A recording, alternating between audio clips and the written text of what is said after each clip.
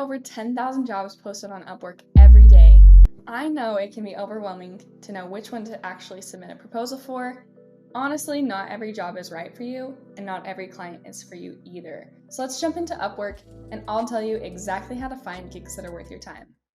But this job does seem perfect. Go to the jobs page and filter for jobs that are expert or intermediate level. Next, filter for payment verified, and then one or more hires on Upwork. Also filter for US only, that way you're not competing with international talent who may charge low rates, and because it's easier to be in the same time zone as your client if you're in the US. I also like to filter for less than 30 hours per week. This is just me, I don't want to put all my eggs in one basket, and if you have one time-consuming contract and that ends, you won't have any income. What? Oh, no! So you want to have several clients at the same time. For me, that means less than 30 hours per week per client. You also don't want to spend all day browsing listings. So what we're going to do now is set up an email automation so that every time a job is posted that meets your criteria, you'll get an email alert. Enter keywords in the search bar like your job title or a software you use to accomplish your job. For example, you could search Photoshop family pictures or health coach. Here's exactly what I do to get email alerts. Since my desired gig is media planning, I search media planner and then I'm sure to have all the filters that we talked about selected on the left. Next, click the Wi-Fi-looking button, this little green button right here, below the search bar and click RSS. Select the URL that comes up and copy it. Next, go into a different tab, go to Zapier and make a free account. Currently, Zapier allows for 100 tasks per month, and that's what I use. I think this will work for most people. So what we'll do is set up what's called a Zap that will email you every time a job is posted. If you're getting over 100 emails per month, you may want to narrow your search terms.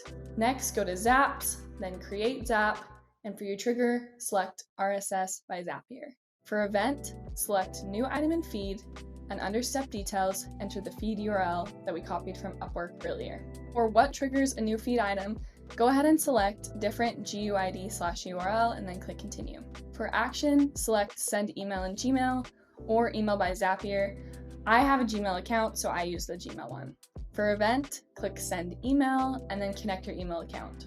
For setup action, put your email in the to and from line. In the from line, you can also put something like new Upwork job posted. Under subject, which will be the email subject, I like to select title. Under body type, put plain, and then under body, I like to put title, link, and description from the Upwork listing. And I'm going to click skip test here because I already know that this works, but you're welcome to test this out if you want. Then click publish Zap, and we're ready to go. Now you will get emails within seconds of a job being posted. You won't have to search through Upwork every day to see jobs that actually fit your criteria. Like I said, if you're getting too many job postings, or maybe job postings that aren't a good fit for you, you can go back and edit that search to be more specific in Upwork, and then again click that little green Wi-Fi button, take the link, and update the emails that you get in Zapier. So congrats on setting up that automation.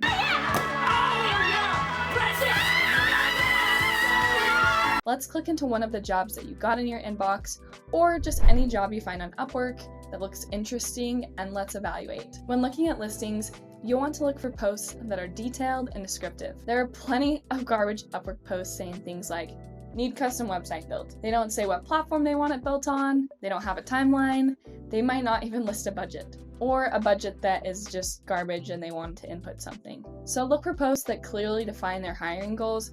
For example, looking for graphic designer to make green and blue logo for my dog food company. Here's a link to our website. Here are other logos we like. We want to see 3 logos done within the next few weeks. That is a major green flag. That's a very descriptive post. If the listing is descriptive, also check out the potential client's website, their LinkedIn, which could mean their personal profile, as well as their business profile or the business they work for. Check out Glassdoor, check out Upwork, and just make sure that everything looks good. Red flags obviously include bad Upwork reviews, bad Glassdoor reviews, anyone who says, oh, this is urgent, I need it done today, or they want you to do some kind of sample or free work. And clients sometimes have come to me and asked for a little free project, a little bit of sample work, and promise to hire after if the sample looks good, but never do free work. Absolutely not.